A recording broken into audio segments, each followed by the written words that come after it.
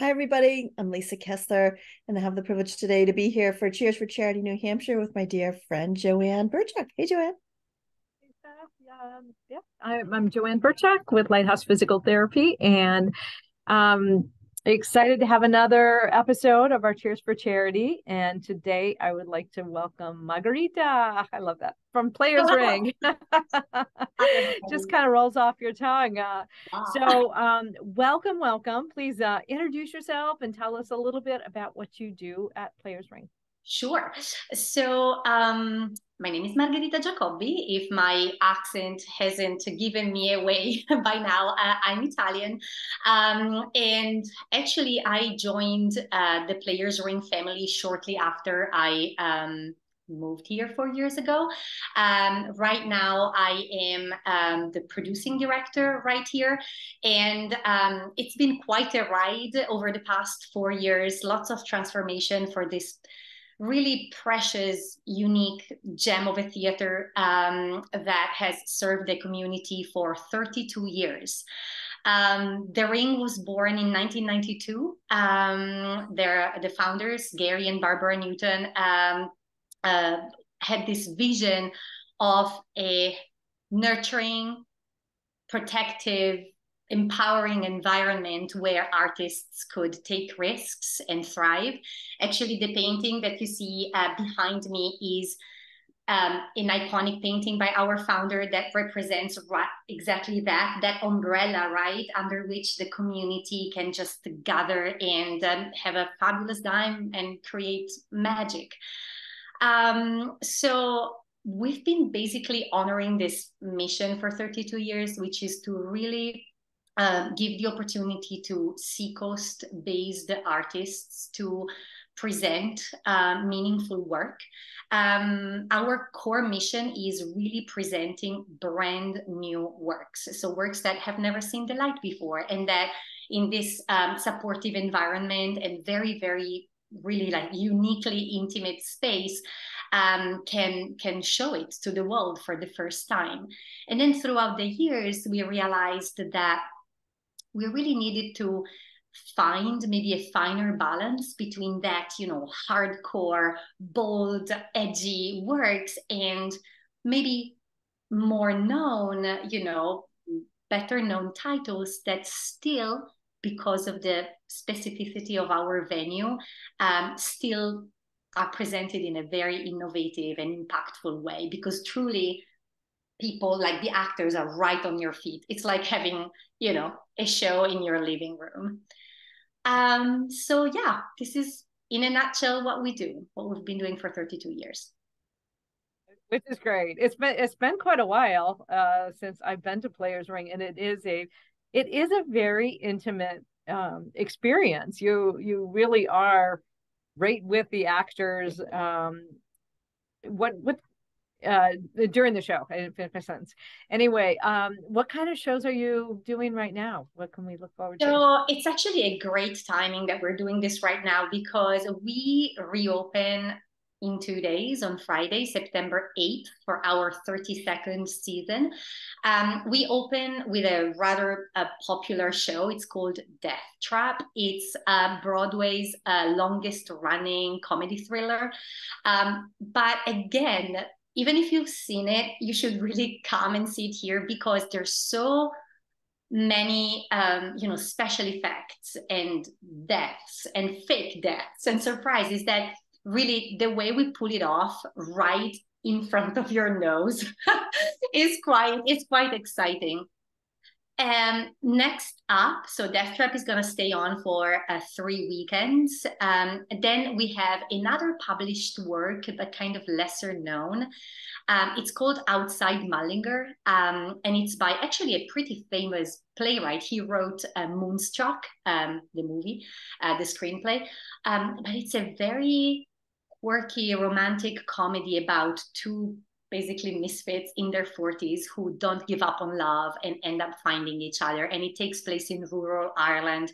And this space will be completely transformed, because to your point, for those of you who have not been here before, it's a 75-seat black box three-quarter thrust, which means that the audience is seated on three sides, really, surround the action space.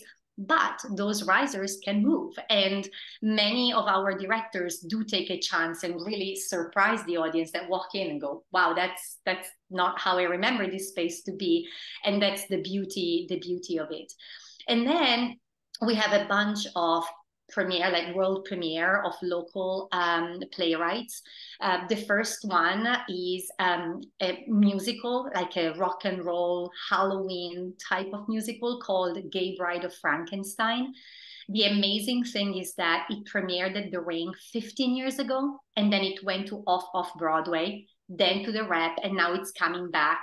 And it's, about coming of age, coming out of the closet, coming out of everything. So really also a very kind of engaging and, show about inclusion and so forth. And then before A Christmas Carol, which is, we've been producing A Christmas Carol for 28 years in a row, imagine. But every time there's a different adaptation, a different set, a different direction. So people that love the story come and read a different version of the book. Yeah. And before that, I just want to mention, because we're very proud of this, we are really embracing our mission to the core and presenting a brand new work by a very successful local young man called Bretton Reese. The title is Granite State Proud, and it follows the induction of a young extremist in northern New Hampshire. And it really is gonna tackle big conversations about the origin of hate and why we make the bad choices that sometimes we make, sometimes despite ourselves. So that's gonna be interesting. We're bracing ourselves for, big reactions. They all sound so intriguing, and I'm glad you came here today, because like I said, it's been a while since I've been there, and it's wonderful to hear the new arrangements and theatrical productions you guys are going to be putting on. How can the community help you guys? What are you looking for? Well, many things. So first of all, starting, let's say, macro and going micro, we are actually looking into recruiting new board members. Some of our board members have been at the Ring since its inception 32 years ago. So they are the time where, they want to hand over to, younger generations, but also a more varied type of, persons with different backgrounds. We actually just have created an inclusion council that we hope, we have invited several members of the community, but more members are welcome to really bring new perspectives on how to make our programming, our outreach, our mission just more inclusive and diverse under many points of view. So, it's a commitment of time once a month, the desire to be the best advocate possible for the Ring, connect us. I will be honest, we do need to enhance our development and fundraising efforts. And as part of our evolution, this has been a big thing.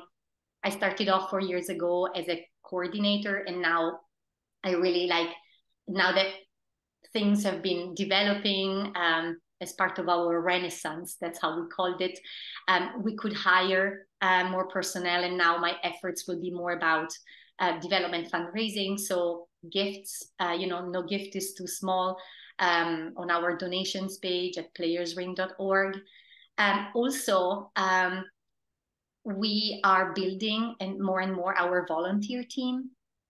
Imagine we have 150, 170 performances from September to June. So we need help at every performance, folks that love the theater, that are, able to kind of infuse a sense of kindness and joy, and make sure that from a front of house perspective, the experience is smooth. So checking people in, liaising with the stage manager, and people can reach out to me at margherita@playersring.org for just if they're interested. Training is very simple and intuitive. So of course, every once in a while, we hold auditions for our upcoming shows. So for those of the listeners who are into actual acting or even stage managing or even, doing carpentry, set design, painting, to be honest, especially the technical professions in the theater industry are very rare. So we're costume designers. We're always desperate when we need to costume a show.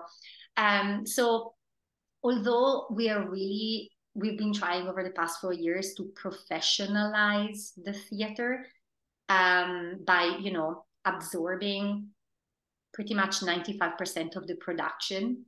So now we hire personnel, we pay them, not fantastic salaries yet, but it's a completely different shift from before, where we were welcoming companies, asking them to put on their shows, invite their friends and family, and they'll share the revenue. Right now, we are taking the lead on this production, absorbing the risk, the financial risk upfront. And this has been bringing great results because we can, hire and retain more professional, committed individuals and increase the stakes a bit of quality.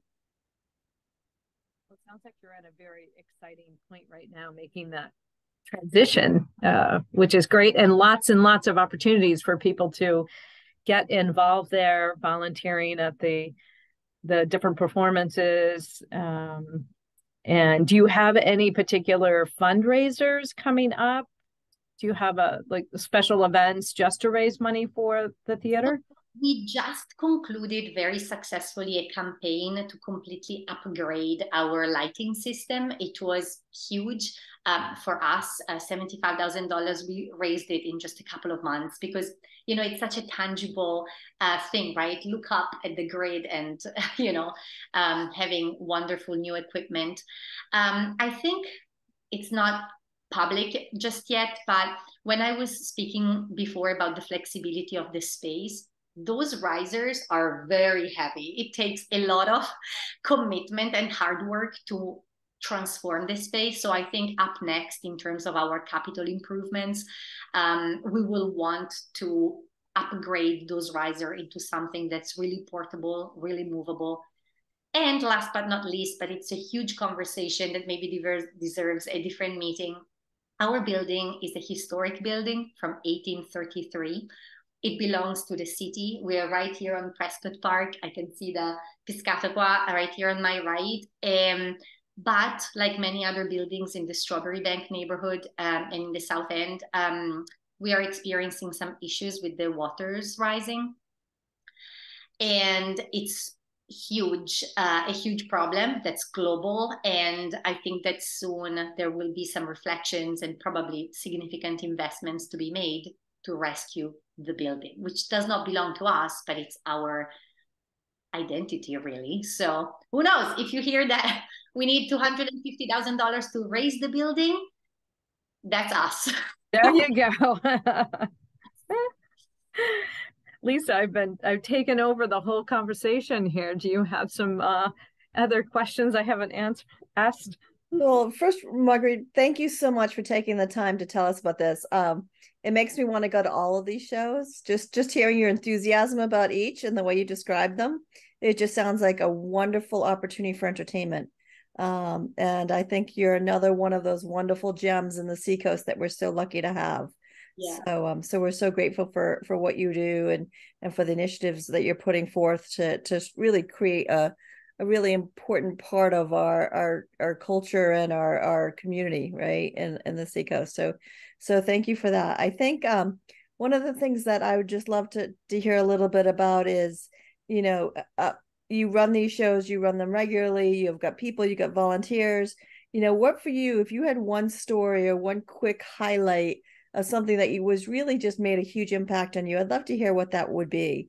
What's something that, I know there's probably a zillion of them, but is there that one thing where, someone said, wow, this show changed me, or someone, you made a difference for someone who participated, or someone who's now actively involved in your community that wasn't, or something like that? Hmm. right? Think. I bet there's a ton of. So, I mean, last year, we put on, which is so not us, you know, by default, we put on a Jesus Christ Superstar musical that's, you know, by definition, loud, rock, big cast. So in our tiny space, how did we pull it off? But the angle was that all the performers were either female or female identifying. And, you know, many people that had seen the original one in the 70s, actually, several of them remarked of how incredible that experience was from a musical, you know, acoustic perspective, how, you know, wonderfully the female voices served, you know, the score, but also how it made them reflect on something that's so iconically, you know, Jesus is the man, you know, in our story. So I think that's a great example. And to be honest, when I was re-listening to the recording, like in my car, I was like, it is really better than the original. So, you know, when you take something that's even so, people think that they know, you know, and yet you can still get um, touched and surprised. And I think that this is kind of what we do, because you were saying before, is that like about entertainment? I feel that really it's like unlocking kind of the heart and the mind. And many, many times people come back and tell me, oh my gosh, I've been thinking about that show like for weeks, for weeks. We've been talking for hours when we came back. And I also take care of, you know, front of house. So I take phone calls and so forth. And because we are so intimate, we can have that one-to-one relationship. So this type of feedback, I think it's the most representative of what we want to achieve with our programming and the reactions we want to encourage in people. That's awesome. That's exactly what I was sort of imagining you were going to talk about, is this experience where it's so memorable, from being part of that you're part of the experience in some ways, because it's like you said, it's so intimate. I just want to thank you so much for joining us. Thank you for being here today. We're grateful for what you do every day, and thank you for sharing that story with Cheers for Charity. And you know, if for the listeners, like, you can't afford to pay the ticket, let us know. It's not going to break the bank.